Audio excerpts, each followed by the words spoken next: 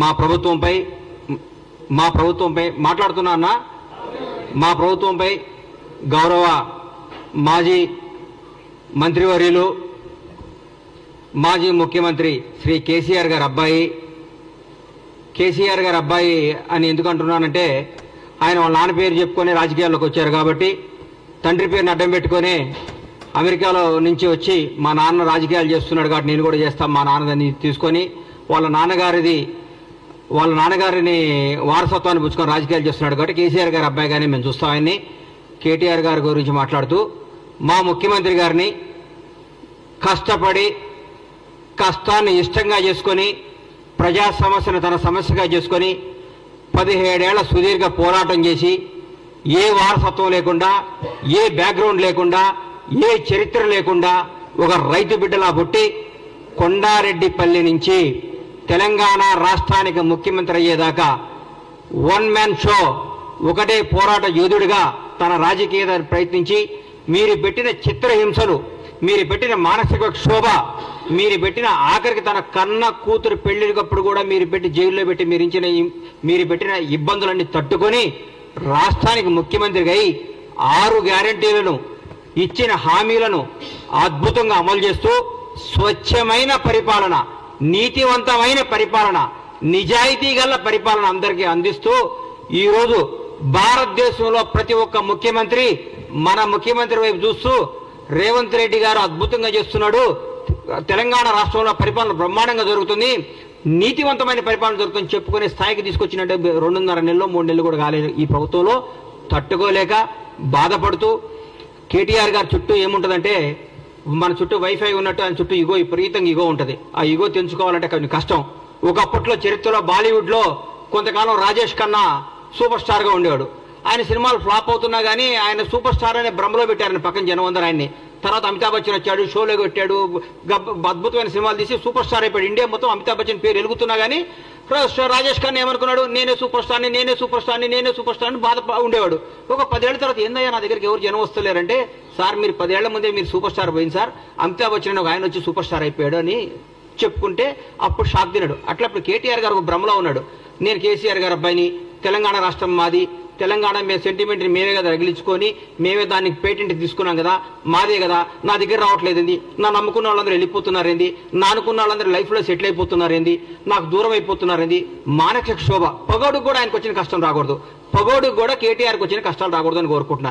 ఎందుకంటే తను నమ్ముకున్న నాయకులందరూ నిన్ను చీదరించి వెళ్ళిపోతున్నారు. నా అనుకున్న వాళ్ళు, నాతో నా జీవితంలో ఉండాల్సిన వాళ్ళు అందరూ కానీ హ్యాపీగా లైఫ్లో సెటిల్ అయిపోతున్నారు పెళ్లి చేసుకొని. నీదంటూ ఎవడూ లేడు, నీకు చెప్పుకోవడానికి లేదు, నువ్వు రాజకీయ వారసత్వంగా రాజకీయ నాయకుడిగా డిజాస్టరు. టీఆర్ఎస్ పార్టీ కూడా రేపు బీఆర్ఎస్ పార్టీ మాకేమన్నా ప్రత్యర్థిగా ఏమైనా మాట్లాడితే మేము ఆశ్రయాలంటే హరీష్ రావు గారు ముందుకు వస్తున్నాడు. హరీష్ రావు గారు మాకు ప్రత్యర్థిగా మా ముఖ్యమంత్రి గారితో మాట్లాడటానికి ఆయన సరిపోతున్నాడు. మీరు దేనికి, మీ పార్టీ నాయకులే మిమ్మల్నే మీరు దేనికి పనికిరారు, దేనికి పనికిరాని దద్దమ్మని మీరు మీ వాళ్ళే చెప్పుకుంటున్నారు. పైగా మీరు ఎక్కడ సెక్స్ అయ్యారంటే ఒక 300-200 యూట్యూబ్ ఛానల్స్ పెట్టుకొని వాళ్ళతో ప్రత్యేకంగా తిట్టేయటం, వాళ్ళని తిట్టేయటం, రేవంత్ రెడ్డి గారిని తిట్టేయటం, కాంగ్రెస్ వాళ్ళని తిట్టేయటం, కాంగ్రెస్ తప్పులు.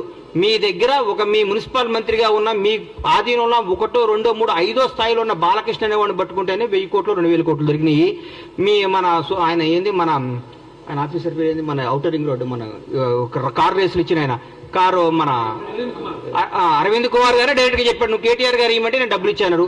మీరు రాబోయే రోజుల్లో ఇంకా ఇంకా ఇంకా ఇంకా ఇంకా కష్టాలు తెచ్చుకొని మీరు చేసిన పాపాలు కడుక్కోవటమే మీ జీవితం స్మాష్ అయిపోయింది. ఈ రోజు రాజకీయంగా మీరు భూస్థాపితం అయిపోయారు.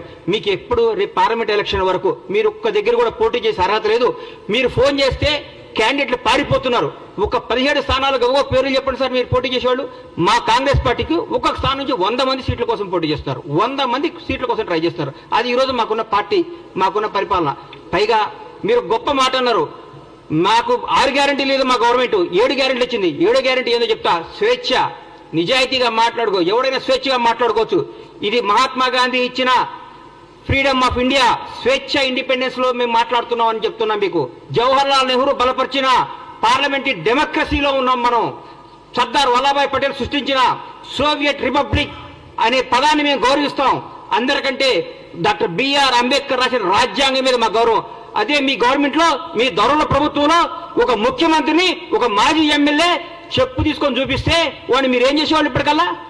ఏం చేసేవాళ్ళు సార్ మీరు? మీ గుండె మీద టీఆర్ఎస్ నాయకులందరినీ, బీఆర్ఎస్ నాయకులందరినీ, మిమ్మల్ని ముఖ్యంగా కేటీఆర్ని అడుగుతున్నా, మీ ప్రభుత్వంలో మీరు ముఖ్యమంత్రిగా ఉన్నప్పుడు, మీ నాన్నగారు ముఖ్యమంత్రిగా ఉన్నప్పుడు ఒక ప్రతిపక్ష ఎమ్మెల్యే చెప్పు తీసుకొని ఒక ముఖ్యమంత్రిని చూపిస్తే మీరు ఏమని మాట్లాడేవాళ్ళు? ఏం చేసేవాళ్ళు? ఎన్కౌంటర్ చేయించేవాళ్ళు, మీరు రాళ్లతో కొట్టించేవాళ్ళు. మీరు మేము ఈ అన్నింటినీ గౌరవిస్తాం. మహాత్మా గాంధీ రాసిన స్వేచ్ఛ, ఇండిపెండెన్స్ గౌరవిస్తాం. సర్దార్ వల్లభాయ్ పటేల్ రాసిన సోవియట్ రిపబ్లిక్ ని గౌరవిస్తాం. అంబేద్కర్ రాజ్యాంగం గౌరవిస్తాం. కాబట్టి రాజ్యాంగం చట్టం తను పనిచేసుకొని పోతుంది. మేము దాన్ని భరించి మేము ఇంకా మీరు మాట్లాడితే మాకు రాళ్లున్నాయి, మాకు చేతులున్నాయి, మాకు కాళ్ళున్నాయి. జనాన్ని రెచ్చగొట్టకండి సార్. మీరు అడ్డం పెట్టి మీ స్వార్థం కోసం జనాన్ని బలి తీసుకోవద్దు. తెలంగాణ యువతను అన్యాయం చేయకండి. తెలంగాణ ప్రజలను నాశనం చేయకండి. మీరు రెచ్చగొట్టే విధానం మారుకోండి. పోరాడండి, కష్టపడండి, ఎందుకు ఓడిపోయింది తెలుసుకోండి, మాట్లాడండి. కానీ ముఖ్యమంత్రి రేవంత్ రెడ్డి గారు ముఖ్యమంత్రి అయితే 30 సీట్లు కూడా వచ్చాయి కదా. మీరు ముఖ్యమంత్రి చేస్తారని భ్రమపడే 39 సీట్లు వచ్చినాయి. మమ్మల్ని భ్రమపడితేనే నిజంగా మీ నాన్నగారు మిమ్మల్ని అనౌన్స్ చేసి ఉంటే 3 సీట్లు కూడా వచ్చాయి. నువ్వు కూడా ఓడిపోయాడు కేటీఆర్ గారు, మీరు కూడా ఓడిపోయేవాడు సార్. మాకు ముఖ్యమంత్రి రేవంత్ రెడ్డి గారు ఊరికే రాలా, నాన్న పేరు చెప్పుకొని రాలా, వారసత్వంతో రాలేదు, వారసత్వం తెచ్చుకోలేదు. ఆయన పోరాడి తెచ్చుకున్నాడు సార్. ఆయన రాజ్యాంగ కాంగ్రెస్ పార్టీలో ఒక అభ్యర్థి 2 స్థానాల్లో పోటీ చేయడం మీరు విన్నారా? ఎక్కడో కర్ణాటకలో ఒకసారి సిద్ధరామయ్య గారు చేశారు ముఖ్యమంత్రిగా ఉండి. ఈ రోజు తెలంగాణ రాష్ట్రంలో నాకు తెలిసి తెలంగాణ రాష్ట్రంలో ఒక పిసిసి ప్రెసిడెంట్ 2 స్థానాల్లో పోటీ చేస్తే ఆయన ముఖ్యమంత్రి కాబట్టి వేరే వాడు అవుతాడు కదా. 4 కోట్ల 5 కోట్ల ఈ 4 కోట్ల తెలంగాణ ప్రజలకు తెలిసి నిజం మీకు తెలవలేదంటే మీరు మానసికంగా ఎంత వెనకబడిపోయి ఉన్నారో నాకు అర్థమవుతుంది. తెలంగాణ ప్రజలు ఎవరు గెలిచినా టీఆర్ఎస్ పార్టీ గెలిస్తే కేటీఆర్ ముఖ్యమంత్రి అయితే అనేవాడు కాబట్టి మీరు ఓడిపోయారు. మీరు టీఆర్ఎస్ పార్టీ గెలిస్తే కేటీఆర్ ముఖ్యమంత్రి అయితే మానసికంగా సాక్షాత్ భారత ప్రధాని నరేంద్ర మోడీ గారే చెప్పిన అందరికి వచ్చి మీ నాన్నగారు మిమ్మల్ని ముఖ్యమంత్రి చేస్తాను అడిగిందని. ఎలక్షన్ మనకు గెలిచుంటే మిమ్మల్ని ముఖ్యమంత్రి చేసేవాడు కాబట్టి జనాన్ని మిమ్మల్ని తిరస్కరించారు. మాకు రేవంత్ రెడ్డి గారు ముఖ్యమంత్రి అవుతాడని ఆయన పీసీసీ పగ్గాలు చేపట్టినప్పుడే పీసీసీ ఆయన చేసుకున్న పోరాట పత్రం చేస్తున్నాడే ఆయన అధిక ఎలక్షన్ పోయినప్పుడు మాకు రేవంత్ రెడ్డి గారు ముఖ్యమంత్రి అవుతాడు. తెలంగాణ ప్రజలందరికీ క్లారిటీ ఉంది. మీరు దయచేసి చెప్తున్నా, మీకు దయచేసి చెప్తున్నా, ఇకనన్నా మీరు మీ వాస్తవాలు తెలుసుకోండి. మీరు తీసేసిన తహసీల్దారు, మీరు రిటైర్డ్ అయిపోయారు, మీరు రాజకీయంగా పనికిరారు, మీరు రాజకీయంగా వేస్ట్. మీరు మన అసెంబ్లీలో కూడా మీరు కామ్గా కూర్చుంటే హరీష్ రావు గారు మాట్లాడారు, మా వాళ్ళు సమాధానం చెప్పారు. మీరు దేనికి పనికిరారు, మీరు అమెరికాలో ఇల్లు కొనుక్కోవడానికి వెళ్ళొచ్చారు, మంచిగా సెటిల్ అవ్వండి, బాగుండండి. మీరు చేసిన తప్పులంటికి ఆన్సర్ ఇవ్వండి. తప్పులు చేస్తే చట్టం తన పని తను చేసుకోబోతుంది. మీ దగ్గర పనిచేసిన వాళ్ళే వచ్చి అప్రూవల్గా మారి బాబు మాకేం సంబంధం లేదు, కేటీఆర్ గారు చేయమంటే మేము తప్పులు చేసాం, మాకేం సంబంధం లేదని చెప్తున్నారు. అందరినీ లెక్కలతో తీసి మీ అందరికీ అప్పచెప్తాడు. ఇది తెలంగాణ ప్రజల సొమ్ము, ఇది తెలంగాణ ప్రజల ఆస్తి. దీన్ని ఎవరు దోసుకున్నా ఊరుకోరు, ఎవరు దోసుకున్నా ఒప్పుకోరు. చట్టం తను చేసుకోబోతుంది. దయచేసి మీ అందరికీ చెప్పేది ఏంటంటే కేటీఆర్ గారు దయచేసి మా ప్రభుత్వం చేస్తున్న పనులు మెచ్చుకోండి. మీరు మెచ్చుకోకపోయినా చూసి ఆనందించండి. అయ్యో మేము ఎందుకు చేయలేదా అని అనండి. మీరు గ్యారెంటీలు చేయలేరు అన్నారు, చేశారు కదా. 2 గ్యారెంటీలు అయిపోయినాయి. వచ్చి 2 రోజులు 2 గ్యారెంటీలు అయిపోయి 4 అయిపోయినాయి. ఆ 2 గ్యారెంటీ కూడా చేస్తారు. 2 రోజులు, 1 వారంలో, నెలలోనూ చేసేస్తారు. ఇచ్చిన ప్రతి హామీని నిలబెట్టుకునే ప్రభుత్వం కాంగ్రెస్ ప్రభుత్వం. రేవంత్ రెడ్డి గారు బ్రహ్మాండంగా చేస్తున్నారు.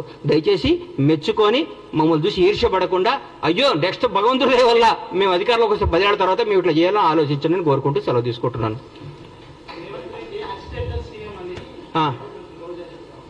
రోజా ఏం చెప్పారండి? రోజా గారి గురించి, రోజా డైమండ్ రాణి, ఆమె గురించి ఏం మాట్లాడతాం? ఆమెకు సీట్ వస్తుందో రాదో డౌటు. రోజా రేవంత్ రెడ్డి యాక్సిడెంటల్ సీఎం కాదు. ఆమె ఎవరి దగ్గర పనిచేస్తుంది? ఆయన యాక్సిడెంట్ సీఎం. రేవంత్ రెడ్డి గారు ఫైటర్. రేవంత్ రెడ్డి గారు ఫైటర్, పోరాడైన యోధుడు. భారతదేశంలో ఇట్లాంటి యోధులు చాలా తక్కువ మంది ఉంటారు. ఈయన యోధుడు. ఈయన పోరాడి కష్టపడి తనేందో నిరూపించుకొని ముఖ్యమంత్రి పదవి తెచ్చుకున్నాడు. యాక్సిడెంటల్ సీఎం అయితే నాన్నగారు చనిపోతేనో, నాన్నగారు వారసత్వం వస్తేనో, ఇంకోటి వస్తేనో, నీలాగా పులుసు వండి పెడితేనే వస్తుంది. నువ్వు పులుసు వండి పెట్టావు కాబట్టి నువ్వు పులుసు పాపవు. నువ్వు వదిలేయి. నువ్వు రేపో మాపో మాజీ అవుతావు. ఆ మాజీ ఈ మాజీ కలిసి పెట్టి ఇక్కడ వచ్చి జబర్దస్త్ ప్రోగ్రామ్ చేసుకుంటా, పగల జబర్దస్త్ షూటింగ్, నైట్ పూట ఏమో మాజీలు కలిసి తాజాగా కేజీలు తెచ్చుకొని పులుసు వండుకొని పెట్టుకోను. అంతేగాని మా ముఖ్యమంత్రి అనే స్థాయి నీది కాదమ్మా తల్లి. నువ్వు స్థాయి కాదు, నువ్వు ఐటెం రానివి, నువ్వు ఐటెంలానే ఉండు.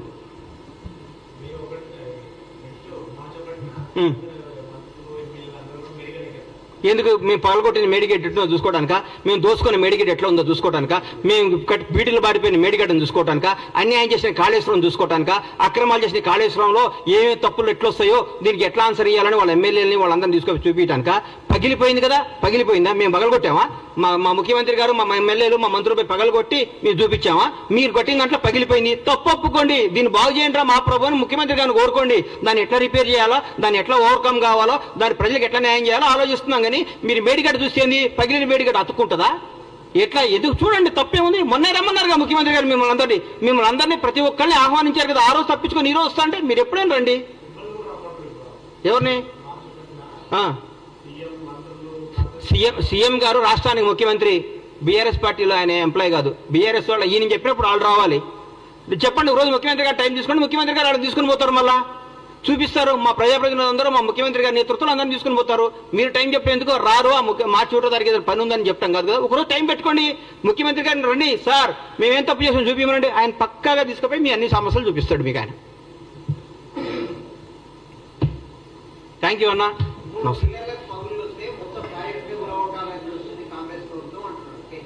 అన్నా ఒకటి గుర్తుపెట్టుకున్నా, ఒంట్లో ఒక ఏళ్ళకు షుగర్ వస్తే కాలు తీసేయరు, ఆ ఏళ్ళు తీసేస్తారు.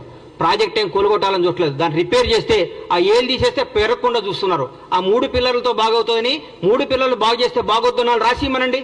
రేపొద్దున పెద్ద విపత్తు వస్తే కూడా మాదే బాధ్యతను రాసిమనండి. ఒకవేళ పొరపాటు మేడిగడ్డ పగిలిపోతే, మేడిగడ్డ పడిపోయి కొట్టుకోపోతే బీఆర్ఎస్ ప్రభుత్వం బాధ్యతను రాసిమని చెప్పండి. వాళ్ళు చెప్పినట్టు చేస్తారు. రేపొద్దున లక్షల కోట్ల జనం, వేల మంది ప్రాణాలు, కొన్ని కోట్ల ఆస్తులు రెస్పాన్సిబిలిటీ ఎవరు? రాజ్యాంగం. ఎవరు రెస్పాన్సిబిలిటీ? ప్రభుత్వ రెస్పాన్సిబిలిటీ. ఏది మంచో ఏది న్యాయమో అది చూస్తారు.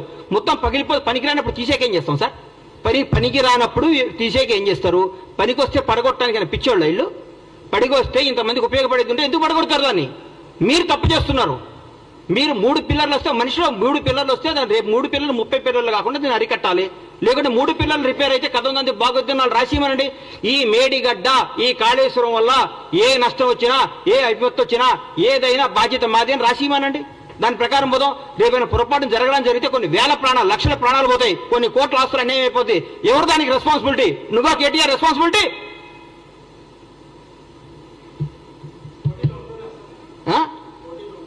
మా ముఖ్యమంత్రి గారు ఏం చెప్తే అది, మా పార్టీ ఏది ఆశిస్తుంది.